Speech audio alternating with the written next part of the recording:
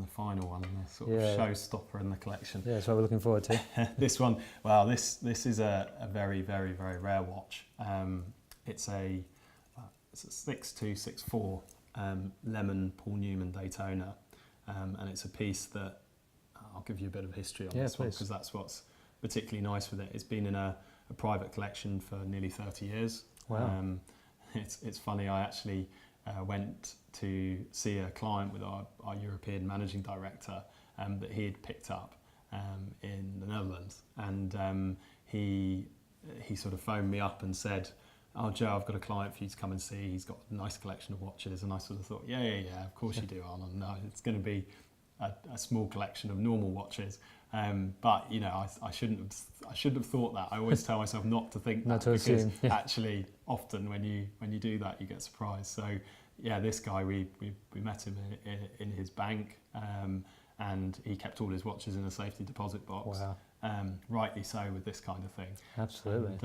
And I sort of walked in and he started getting these out, and he had pre-Daytonas, he had some 6263s, he's got a whole load of other vintage stuff, and then there was this one, and I was literally like, oh my God, do you know what this is? And he did. He had a good understanding of what he had. He didn't know what the value would be today, and nor did we immediately, actually, because it took a considerable amount of research to get to that point. These don't come to market very often, do they? No, this is actually one of 5 that have come to the market in this particular, with this particular dial and case type and pusher type. It's an incredibly rare watch, really, and I mean, I think it's been made.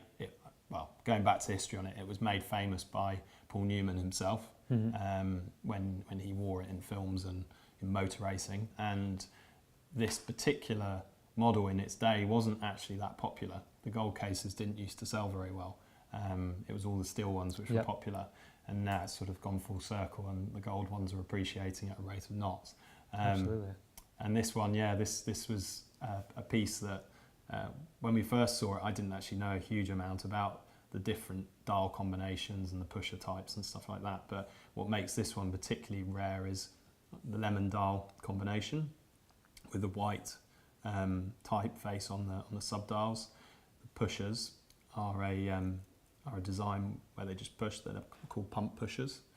The other option you can see on this Daytona is the screw down ones, which gave better water resistance. So it's an evolution of this, and it's got some beautiful patina to the dial. I mean, the dial is almost perfect, and it's stunning. I mean, and I think you can see. I mean, it literally has been in his safe because the case is all tarnished, where the gold's just been left and not been touched, and even on the outside of the outer minute track, you've got a really lovely brownish sort of tropical. Well, it's what they call tropical, where the dial sort of starts to turn a little bit brown. But it's limited to that area only, and the dials themselves are pretty perfect. So it's got a beautiful, it's an incredible piece. It is, and again, the bezel is perfect, just like the 6263. You must have been very excited. Yeah, I tried not to act too excited when I first saw it, but it wasn't until I got back actually and did more research on it that I realised how incredible it was. And we put a considerable amount of time into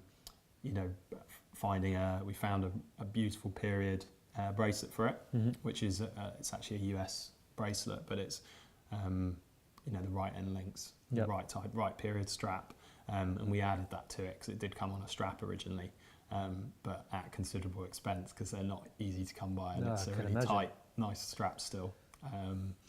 It's a lovely watch. Everyone who's seen it gets super excited about it, and it's a piece that. I mean, you only need to. It's funny when you look at the market with it.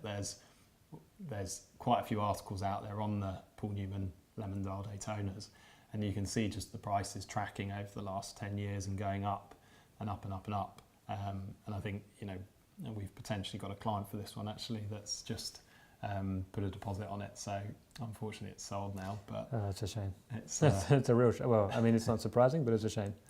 Well, not a shame for you, obviously. No, the client's delighted, and he's absolutely. He's obviously. I think he said he paid about 30,000 for it originally. So wow. Yeah, that's quite a return on your investment. It is.